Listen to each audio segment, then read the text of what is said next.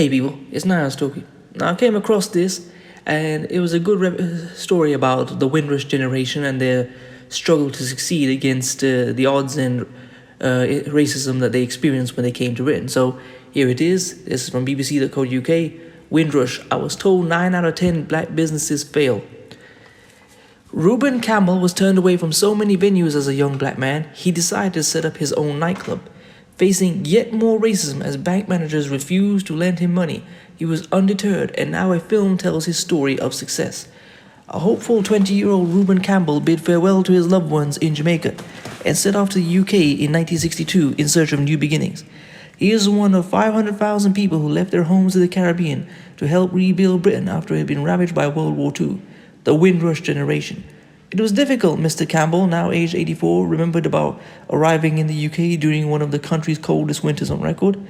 I didn't have any relatives here at the time, he said. I had to share a bed with a stranger, which was hard for me to come to terms with because back home I had my own room with furniture. But I was here, so I had to make the most of it. He had hoped for a warm welcome. After all, he had come to help the country rebuild, an invitation to Jamaicans that came from Queen Elizabeth II. Instead, he was met with an icy reception and often refused entry into many establishments. There are times when you couldn't even walk across the car park because you wouldn't be able to get in, he said.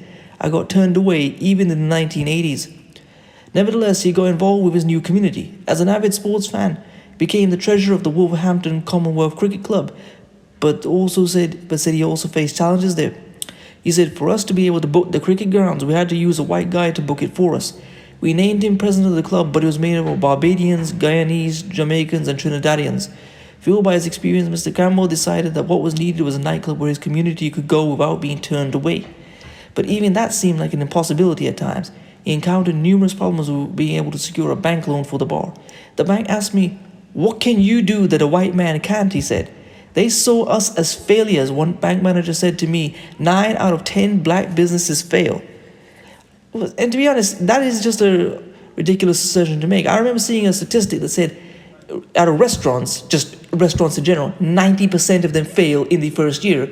So what does it have to do with anything about if a black business fails or not? Because many businesses fail for all sorts of reasons. But let's keep going.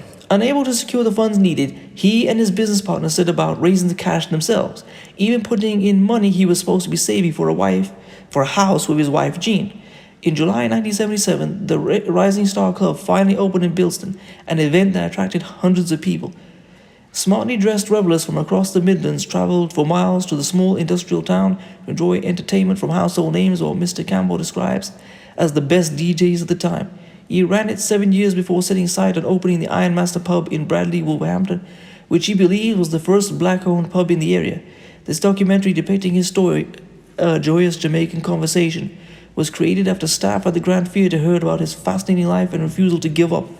A stage production of Rush at the theatre, a musical about the Windrush generation, led to people sharing their own stories, including Mr. Campbell's.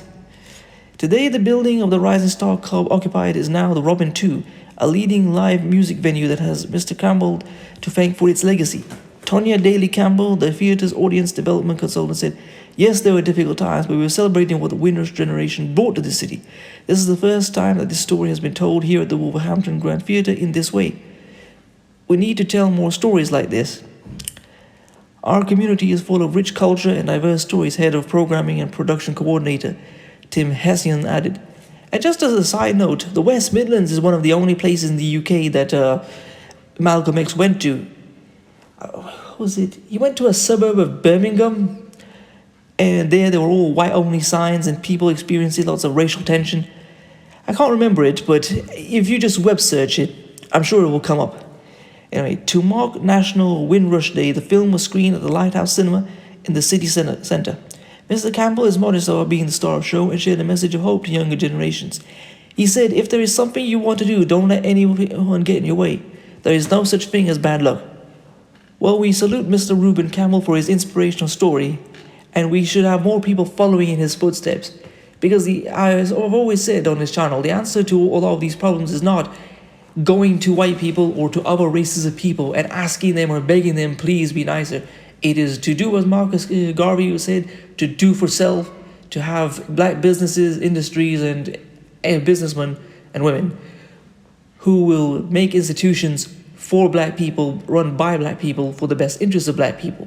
And this is exactly an example of that. A club for black people where people can go without being discriminated against, harassed, or bullied.